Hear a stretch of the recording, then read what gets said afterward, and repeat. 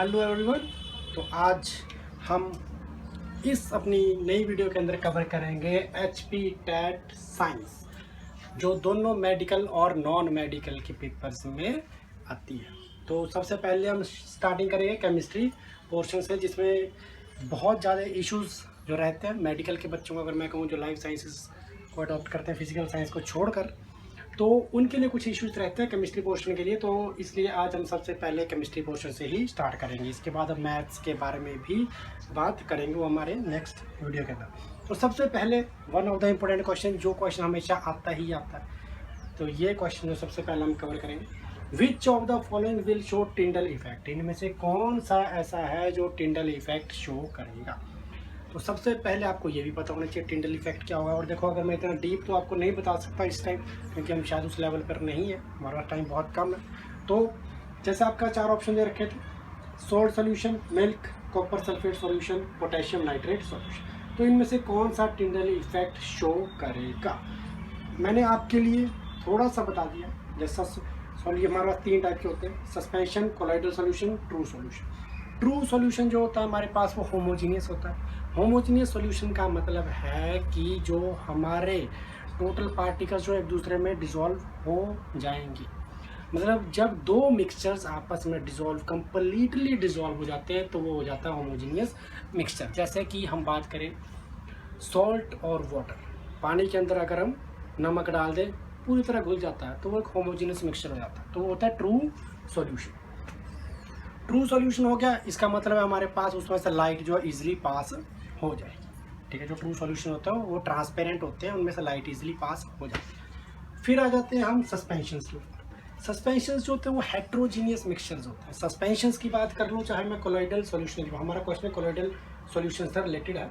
ठीक है, तो अगर मैं यहाँ पर बात कर लूँ कि दोनों की बात करूँगा, सस्पेंशन और कोलॉइडल सॉल्यूशन, तो दोनों के दोनों हेट्रोजीनियस मिक्सचर्स होते हैं। देखो, होमोजीनियस वो होते थे जिसमें कंप्लीटली डिसॉल्व हो जाते थे, मिक्सचर जो आपस में कंप्लीटली डिसॉल्व हो जाते थे। लेकिन अगर मैं बात करूँ हेट्रोजीनियस मिक्सचर्स की, सस्पेंशन और कोलॉइडल सॉल्यूशन की, तो ये वो मिक्सचर्स होते हैं जो आपस में कंप्लीटली डिसॉल्व नहीं होते हैं।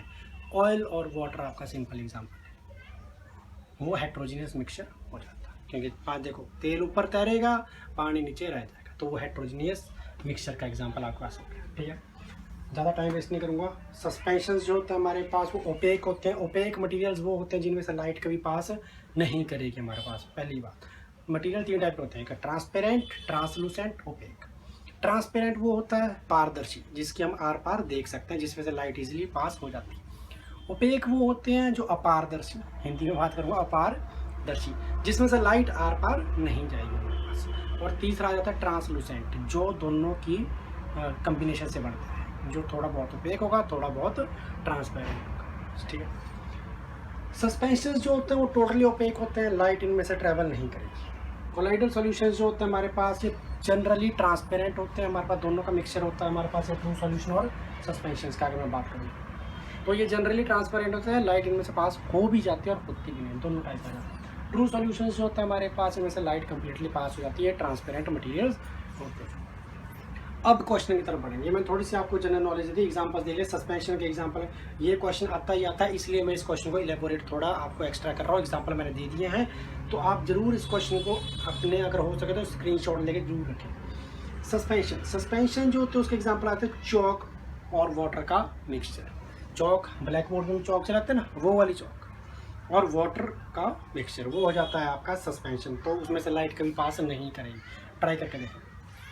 दूसरा आ गया कोलाइडल सॉल्यूशन। कोलाइडल सॉल्यूशन के एग्जांपल आता है मिल्क, ब्लड और सोप सॉल्यूशन। ये जनरली ट्रांसपेरेंट होता है, हमारे पास कहो तो लाइट इनमें से पास हो भी जाती है और नहीं।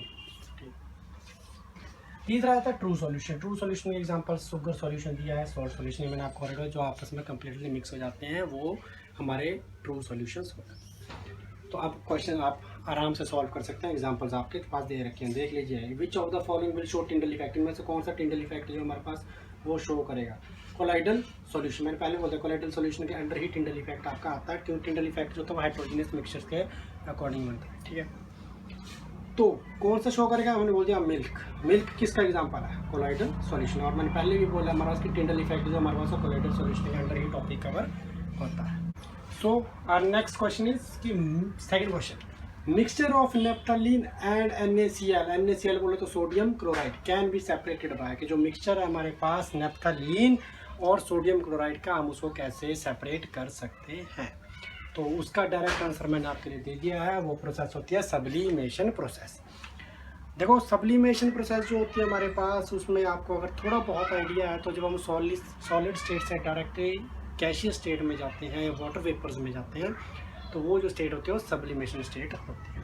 तो डीप तो चलो मैं नहीं बता सकता क्योंकि टाइम नहीं है, लेकिन फिर भी चलो डायरेक्ट आंसर मैंने आपके लिए दे रखे हैं, सब्लिमेशन। ठीक है, next question, the formation of mixture. जब एक कोई मिक्सचर हमारे पास बनता है, देखो मिक्सचर हमारे पास तब बनता है जब प्योर सब्सटेंसेस जो होते हैं हमारे पास, दो प्योर सब्सटेंसेस कंबाइन कर जाते हैं, तब हमारे पास जाकर एक मिक्सचर बनता है। ठीक है, तो जब मिक्सचर बनता है तो उस टाइम एक बात याद रखो, जब दो हमने चीज़ें ली, उनको हमने दो प्योर सब्सटेंसेस ले उनको मिक्स किया हमने, तो जो उस टाइम मिक्सचर बनता है हमारे पास, तो नया जो चीज़ बने, जो मिक्सचर बना, उसमें कभी भी कोई भी एनर्जी का चेंज नहीं होता। Formation of a mixture does not involve any energy change. जब मतलब दो प्योर सब्सटेंसेस कंबाइन करके एक मिक्सचर बनाते हैं तो उस टाइम एनर्जी बिल्कुल भी चेंज नहीं होती। Fourth question, which of the following is the compound, इनमें से कौन सा कंपाउंड है। कंपाउंड सबसे पहले हमें ये पता होना चाहिए कंपाउंड होता क्या है। कंपाउंड होता है जब दो एलिमेंट्स कंबाइन करते हैं, दो एलिमेंट्स जब कंबाइन करते हैं और जो हमें नया प्रोडक्ट देते हैं उसको हम क्या कहते हैं, कंपाउंड कहते हैं, कि वो एक कंपाउंड बनाते हैं। When two elements combines with each other, they forms a compound। देखो अब यहाँ पर ये सारी की सारी अगर मैं बात करूँ गैसेज है, गैसेज में बोले तो एलिमेंट्स में आपके तीन टाइप के होते हैं, मेटल, नॉन मेटल, मेटलाइट्स।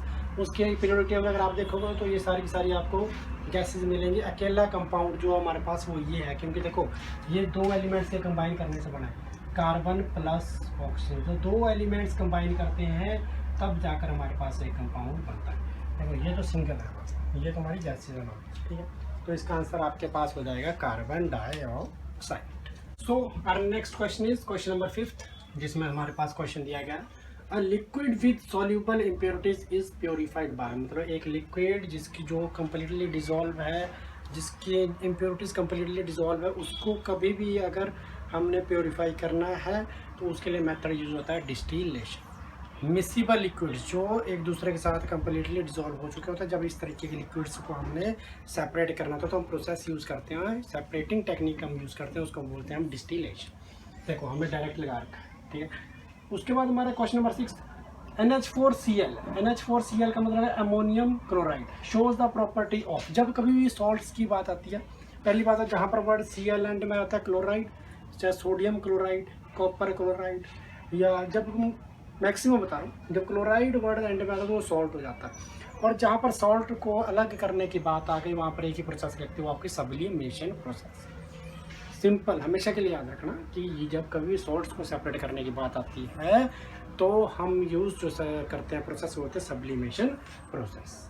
ठीक है, question number 7, chemical formula for hydrated copper sulphate. ये क्वेश्चन बहुत इंपॉर्टेंट है, ये एक और टाइप से क्वेश्चन चेंज होकर जाता है हमारे पास। अगर मैं इसका नाम बोलूँ जैसे हाइड्रेटेड कॉपर सल्फेट, हाइड्रेटेड मतलब water molecule, water of crystallisation. ठीक है, तो जब वाटर ऑफ क्रिस्टलाइजेशन जो कॉपर सल्फेट के साथ जुड़ जाते हैं, मतलब .5 वाटर, .7 वाटर, तो वो जो सॉल्यूशंस हमारे पास बना लेते हैं उसको हम ब्लू विट्रियोल भी बोलते हैं, ब्लू विट्रियोल। ठीक है, तो ये इसका जो आंसर है हमारा हाइड्रेटेड कॉपर सल्फेट का हमारा केमिकल फार्मूला जो होता है वो होता है कॉपर सल्फेट .5H2O। ये क्वेश्चन एक और तरीके से आ सकता है हमारे पास कि chemical formula of blue vitriol आपको पता होना चाहिए, अब पता होना चाहिए आपको। ठीक है, तो उसके बाद हमारा क्वेश्चन नंबर 8 आ जाता है, जिसमें हमारे पास क्वेश्चन है, no new substance is formed in. तो इस क्वेश्चन को समझने से पहले मैं थोड़ा बहुत आपको दो चेंजेस के बारे में बताता हूँ। ये सारे क्वेश्चन उसी को प्रेडिक्ट हैं। दो चेंजेस, एक चेंज होता है फिजिकल चेंज, एक होता है केमिकल चेंज। ये मैंने आपको ऑलरेडी अपनी जो मैंने पहले की वीडियोस बना रखी है उसमें आप देख सकते हो। क्लास 10th की जो मैंने सबसे पहली वीडियो अपलोड करी है केमिकल रिएक्शन रेडिकल, उसमें आपको ये दो चेंजेस के बारे में बताया, लेकिन फिर से एक बार मैं इसको आपको बता देता हूँ, एक्सप्लेन कर देता हूँ। दो टाइप के चेंजेस होते हैं, फिजिकल चेंज, केमिकल चेंज। समझना, फिजिकल चेंज वो चेंज होता है जो अपनी पोजीशन रीगेन कर लेता है, मतलब वो जैसा था वो वैसा एज इट इज़ वापस बन जाएगा। केमिकल चेंज वो चेंज हो गया जिसमें हमारे पास एक नई चीज़ बन जाएगी, लेकिन वो वापस से वैसा नहीं होगा जैसा वो पहले था। फिजिकल चेंज का एग्जांपल मैं आपको दे देता हूँ। आ जाता है आपका स्पॉन्ज। स्पॉन्ज देखिए, बर्तन धोते हैं, स्पॉन्ज होती है, दबाई वापस अपनी शेप एज इट इज़ ले लेगा, वो फिजिकल चेंज हो गया। केमिकल चेंज का एक सिंपल एग्जांपल लेते हैं, लकड़ी को जलाओ, लकड़ी को जलाओगे क्या बन जाएगा? कोयला। क्या कोयले से वापस लकड़ी बन सकती है? नहीं, तो वो हो गया केमिकल चेंज। ठीक है। फिजिकल चेंज वो चेंज जिसमें जो सब्सटेंस है वापस एज इट इज़ अपनी पोजीशन पर आ जाता है। केमिकल चेंज जिसमें हमारे पास एक नई चीज़ बन जाती है वापस अपनी ओरिजिनल पोजीशन पर नहीं जब सब्सटेंस पहुंच जाए। ठीक है, हो गया क्वेश्चन, हो गया, दोनों क्वेश्चन हो गए। No new substance is formed in, नया सब्सटेंस किस में नहीं बनेगा हमारे पास? ऑफ कोर्स फिजिकल चेंज में। केमिकल चेंज में तो नया बनेगा, लकड़ी जल गई कोयला बन गया, कोयला बन गया ना, वापस लकड़ी तो नहीं बनी। फिजिकल चेंज, स्पॉन्ज दबाओगे वापस स्पॉन्ज ही रहेगी। तो नया सब्सटेंस कब फॉर्म नहीं होता? जब एक फिजिकल चेंज होता है। ठीक है। Next question, melting of ice is, फिर से same. Melting of ice, ice क्या है? बर्फ को फ्रीजर में लगाओ, सॉरी पानी को फ्रीजर में लगाओ, बर्फ बन गई। बर्फ को बाहर निकालो, वापस पानी बन गया। पानी को वापस फ्रिज में लगा दो, फिर से बर्फ बन गई। क्या हुआ? फिजिकल चेंज हुआ, लगातार अपनी शेप एज इट इज वापस ले रहा है। नॉर्मल सा क्वेश्चन, दोनों क्वेश्चन एक साथ ही कवर हो गए। Melting of ice is called physical change. Last question, अभी मैंने इससे पहले भी आपको एक क्वेश्चन करवाया, सेम है। Which of these methods is used to extract alcohol from mixture of alcohol and water? कौन सा मेथड जो हमारे पास वो यूज किया जाता है अल्कोहल और वाटर के मिक्सचर को अलग अलग करने के लिए, या उसमें से अल्कोहल वापस निकालने के लिए? मैंने इससे पहले भी आपको कराया, दो मिक्सिबल लिक्विड्स, वो लिक्विड्स जो आपस में कंप्लीटली डिजॉल्व हो जाते हैं, मिक्स हो जाते हैं, उनको बोलते हैं मिक्सिबल लिक्विड्स। और जब भी बात मिक्सिबल लिक्विड्स की होगी कि दो लिक्विड्स कंप्लीटली डिजॉल्व हो गए, उनको सेपरेट करने की बात आएगी, तो एक ही मेथड सामने आता होता है, डिस्टिलेशन। ठीक है। ये जो क्वेश्चन है सिंपल है यार, दारू में पानी मिलाओ, दोनों मिक्स करोगे, क्या पता चलेगा कहाँ उसमें पानी है कहाँ दारू है? नहीं पता लगेगा। उसको अगर पता करना है उस मेथड को, उसमें से अगर हमें दारू अलग निकालनी, वही तो क्वेश्चन है। उसमें से अगर हमें शराब बोले तो अल्कोहल, उसको अगर हमें अलग करना है तो कौन सा मेथड लेगा? डिस्टिलेशन। बहुत सिंपल क्वेश्चंस आते हैं हमारे पास केमिस्ट्री में, अगर मैं बात करूँगा तो आज हमने 10 क्वेश्चंस कवर कर लिए हैं। इसके बाद जो हमारी नेक्स्ट वीडियो आएगी उसके अंदर हम और ज़्यादा केमिस्ट्री के इंपॉर्टेंट क्वेश्चंस जो आपके लिए कवर करेंगे, जो मैक्सिमम टाइम्स रिपीट होते आए हैं। ये HP TET medical non medical दोनों के लिए बहुत इंपॉर्टेंट है, क्योंकि बहुत सारे बच्चे ऐसे होते हैं जिनकी केमिस्ट्री काफ़ी वीक होती है। तो इस चीज़ के लिए हमने पहले केमिस्ट्री की सीरीज़ चलाई है। So till then, thank you guys.